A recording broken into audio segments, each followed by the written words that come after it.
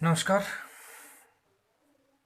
आज की क्लास में हम एल्किल हैलाइड की जो अपचयन अभिक्रिया है वो पढ़ेंगे। यानी एल्किल हैलाइड की हमने 3 प्रकार की अभिक्रियाएं पढ़ ली हैं: नाभिक स्नेह प्रतिस्थापन अभिक्रिया, विलोपन अभिक्रिया और धातुओं के साथ अभिक्रिया। ठीक है, इसकी लास्ट जो अभिक्रिया है, ठीक है, वो आज की क्लास में हमें पढ़ेंगे, अपचयन अभिक्रिया।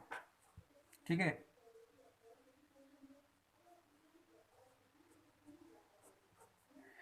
कि जो एल्किल हैलाइड है उसका अपचयन कैसे होता है। ठीक है, देखो अपचयन का कैसे पता लगाया जाता है तो उसके लिए हमने 11th क्लास में पढ़ा था। ठीक है, कि यदि किसी परमाणु के ऑक्सीकरण अंक में क्या आती है, कमी आती है, तो उसका क्या होता है, अपचयन। ऑक्सीकरण अंक में वृद्धि होती है तो क्या होता है, उसका ऑक्सीकरण होता है। ठीक है, अब देखो इसका हमें अपचयन करवाना है, क्या है, आर एक्स का मतलब एल्किल हैलाइड। एल्किल हैलाइड का हमें क्या करवाना है, अपचयन करवाना है। अपचयन का मतलब क्या जोड़ना है, हाइड्रोजन जोड़ना है या हेलोजन को बाहर निकालना है। ठीक है, क्या निकालना है, हेलोजन को तो बाहर निकालना है, उसकी जगह क्या जोड़ना है, हाइड्रोजन जोड़ना है। यानी किसी भी प्रकार से हम इसमें क्या जोड़ देंगे, दो हाइड्रोजन जोड़ देंगे। ठीक है, यहां से क्या होगा, जो H है वो इस प्रकार से जुड़ जाएंगे दोनों पे, क्या बन जाएगा, RH प्लस HX। ठीक है, ये निकल जाएगा। यानी हम कह सकते हैं कि एल्किल हैलाइड का हम क्या करवाते हैं, अपचयन करवाते हैं। सीधा सीधा लिख लें कि एल्किल हैलाइड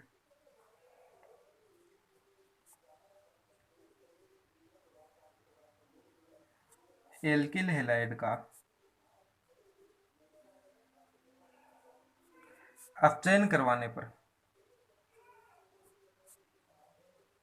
एल्केन का निर्माण होता है।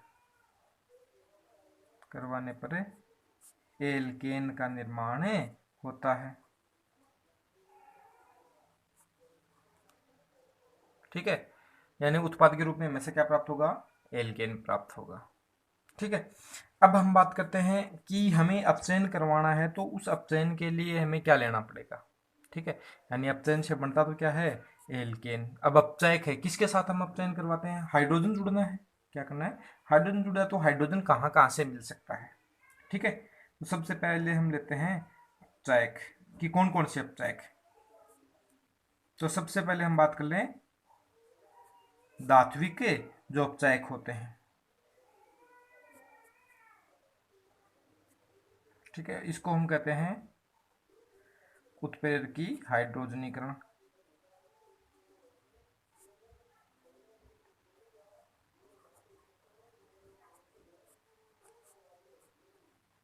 ठीक है, देखो धात्विक अपचायक में धातु कौन कौन से ले सकते हैं, प्लेटिनम हो सकता है, पैलेडियम हो सकता है, निकल।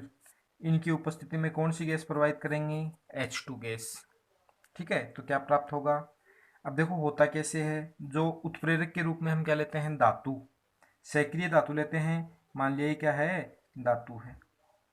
ठीक है, इस देखो अभिक्रिया सबकी एक ही है, बनना यही है, लेकिन हम अलग अलग धात्विक में ये हमें धातुएं लेनी है, प्लेटिनम पैलेडियम या निकल, उन पे कौन सी गैस प्रोवाइड करनी है, H2 गैस। ये धात्विक उत्प्रेरक क्यों लेते हैं, क्योंकि यहाँ पे धात्विक उत्प्रेरक है, ये धातु जो लेते हैं वो क्या होती है, सक्रिय धातु।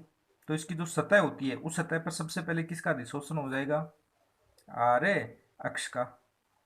ठीक है, अधिशोषण हो जाएगा। अधिशोषण होने के बाद इस पे कौन सी गैस प्रोवाइड करते हैं हम, H2। तो इसी पे किसका अधिशोषण हो जाएगा, H2 का भी हो जाएगा। अब धीरे धीरे क्या होता है, इस धातु की सतह पे ही एल्किल हैलाइड में जो कार्बन हेलोजन के मध्य बंध है वो तो टूट जाएगा और RH के मध्य नया बंध बन जाएगा और उत्पाद के रूप में क्या प्राप्त होगा, एल्केन। जैसे RX प्लस H2 किसकी उपस्थिति में, चाहे वो प्लेटिनम हो, चाहे वो पैलेडियम हो, चाहे वो निकिल हो, बनना क्या है, RH और HX क्या हो जाएगा, अलग।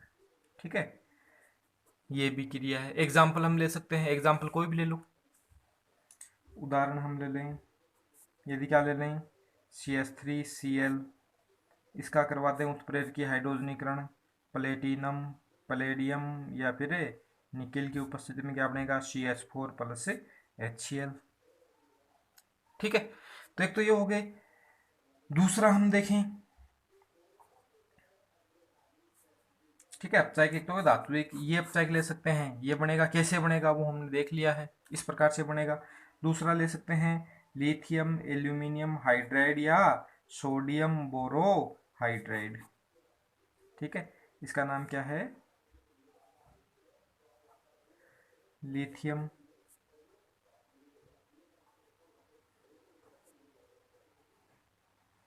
एल्यूमिनियम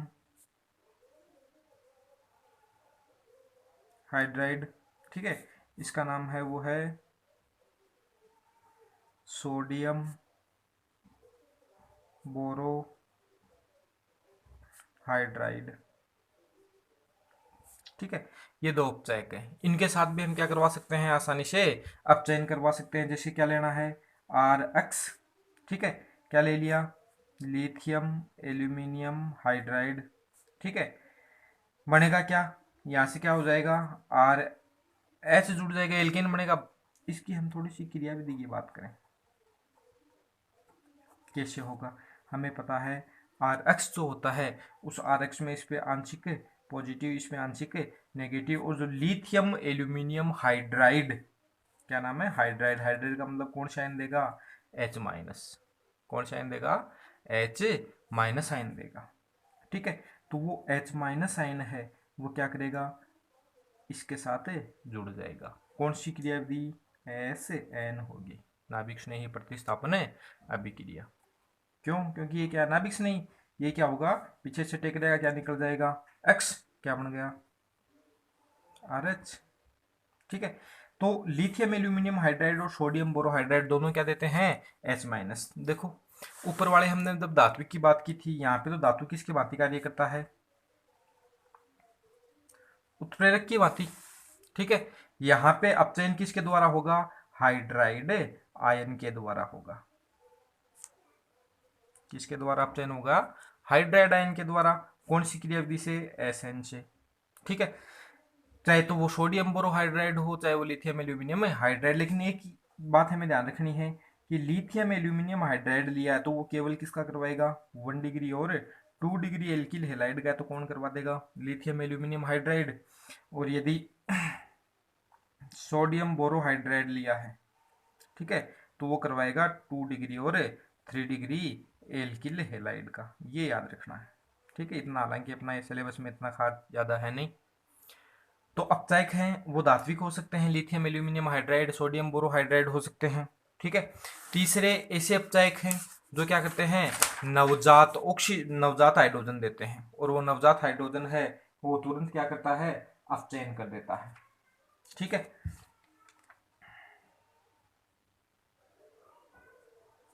यानी अपचायक कौन से हो सकते हैं, जो नवजात हाइड्रोजन देते हैं।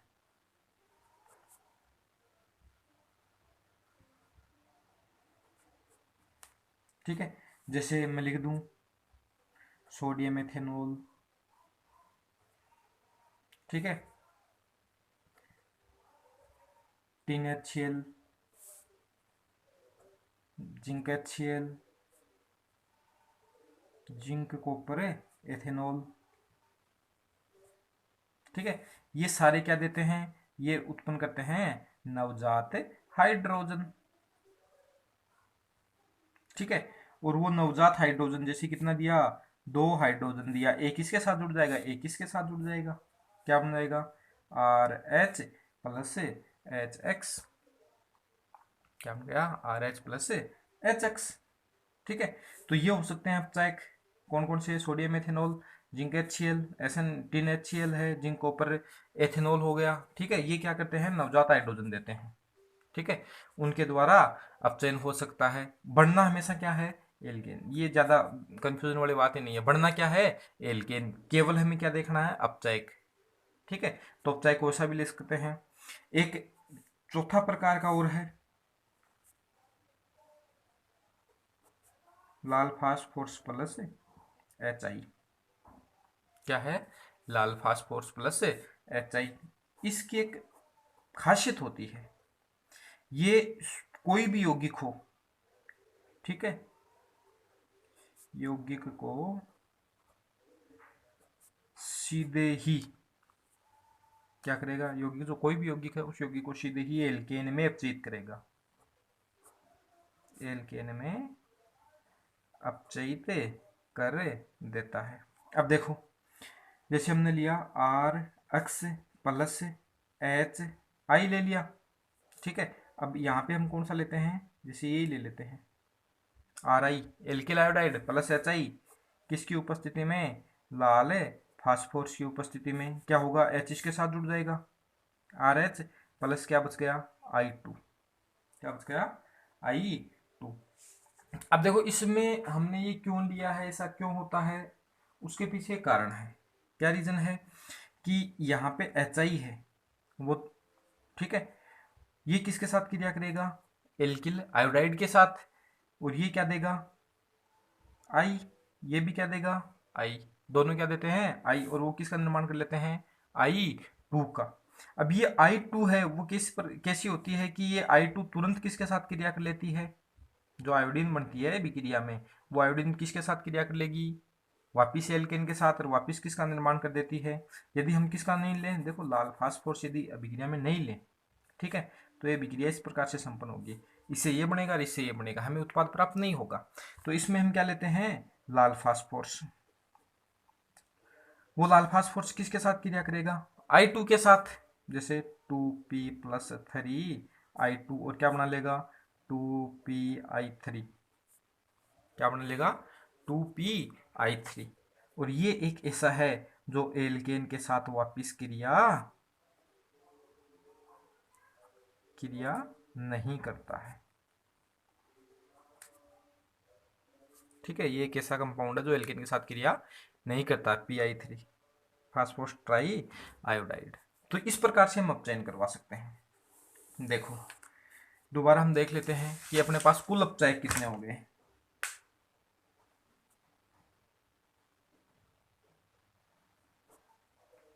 ठीक है, नवजात हाइड्रोजन देने वाले हैं, किसके द्वारा, नवजात हाइड्रोजन के द्वारा, सोडियम एथेनॉल हो गया, C2H5OH है, जिंक HCl हो गया, टिन HCl हो गया, ठीक है, जिंक कॉपर एथेनॉल हो गया। ये तो किसके द्वारा करते हैं, नवजात हाइड्रोजन के द्वारा सीधा कर देते हैं, ठीक है। एक अपने पास हो गए धात्विक, ठीक है, जिसमें प्लेटिनम है, पैलेडियम है, निकल है, किसके साथ है, H2 के साथ, दूसरा अपचायक। तीसरा अपचायक अपने पास हो गया लिथियम एल्यूमिनियम हाइड्राइड और सोडियम बोरो हाइड्राइड, ये किसके द्वारा करते हैं, हाइड्राइड H- के द्वारा अपचयन करते हैं, ये धातु के द्वारा, ये नवजात हाइड्रोजन के द्वारा, और ये किसके द्वारा, H- के द्वारा, ठीक है। चौथा हम बात कर लें लाल फास्फोरस प्लस HI, ठीक है। अब HI का क्यों, HI के साथ लाल फास्फोरस क्यों यूज में लेते हैं, क्योंकि HI है वो किसी के साथ भी क्रिया करके किसका निर्माण करेगा, I2, और I देखो जो HI होता है वो हमेशा यौगिक को सीधे किस में परिवर्तित करेगा, एल्केन में, किसका निर्माण करेगा साथ में, I2 का, वो I2 और एल्केन वापिस क्रिया कर लेते हैं, ठीक है। तो उससे बचाने के लिए क्या किया जाता है, लाल फास्फोरस दिया जाता है, जो लाल फास्फोरस तुरंत किसके साथ क्रिया कर लेगा, I2 के साथ, और किसका निर्माण कर लेगा, फास्फोरस ट्राई आयोडाइड का, जो अक्रियाशील होता है, जो एल्केन के साथ क्रिया नहीं करता है। ये तो हो गए अपचायक, ठीक है। तो हम लिख सकते हैं, किसका पढ़ रहे हैं, आरएक्स का अपचयन पढ़ रहे हैं ना, तो उपयुक्त कोई सा भी ले सकते हैं, उपयुक्त अपचायक द्वारा एल्किल हेलाइड का अपचयन करवाने पर, एल्किल हेलाइड का अपचयन करवाने पर एल्केन का निर्माण होता है, एल्केन का निर्माण होता है, ठीक है। यानी हमें लिखना हो ना तो केवल हम इतना ही लिखेंगे, एल्किल हैलाइड का अपचयन। तो अपचायक कौन कौन से, ये अपचायक हो गए उपयुक्त अपचायक, ठीक है। अभिक्रिया में क्या लिखना है कि उपयुक्त अपचायक द्वारा एल्किल हैलाइड का अपचयन करवाने पर एल्केन का निर्माण होता है। अभिक्रिया लिख लें, आर एक्स, ठीक है, प्लस हाइड्रोजन, कोई भी अपचायक ले लेंगे, कोई सा भी लिख सकते हैं, क्या बनेगा, R H plus H x, ठीक है। एग्जाम्पल लें, C2H5I प्लस HI जैसे हमने ले लिया, किसकी उपस्थिति में लेंगे, लाल फास्फोरस, क्या बनेगा C2H6 प्लस I2। ठीक है, और I2 किसके साथ, इसके साथ क्रिया कर लेगा तो क्या बन जाएगा 2PI3, ये क्रिया होगी। ठीक है, तो इस प्रकार से कोई भी क्रिया लिख सकते हैं, केवल हमें क्या लिखना है ऊपर है। अब चाहे बनेगा क्या हमेशा एल्केन। ठीक है, ये होगी एल्किल हैलाइड की रासायनिक अभिक्रियाएं खत्म और एल्किल हैलाइड खत्म। अब हम पढ़ेंगे, देखो हम पढ़ क्या रहे थे, हम पढ़ रहे थे जो हेलो एल्केन थे, उन हेलो एल्केन में जो हेलोजन की संख्या के आधार पर वर्गीकरण पढ़ा था मोनो हेलो एल्केन, वो मोनो हेलो एल्केन हमने अभी तक पढ़ लिया है। अब हम पढ़ेंगे डाई हेलो एल्केन, डाई के बाद ट्राई, ट्राई के बाद टेट्रा। ठीक है, तो ये था एल्किल हैलाइड। इसमें कुछ जो अभिक्रियाएं थी, नेम रिएक्शन थी, वो इम्पोर्टेंट थी सबसे, एग्जाम की दृष्टि से सबसे इम्पोर्टेंट पार्ट भी यही है। ठीक है।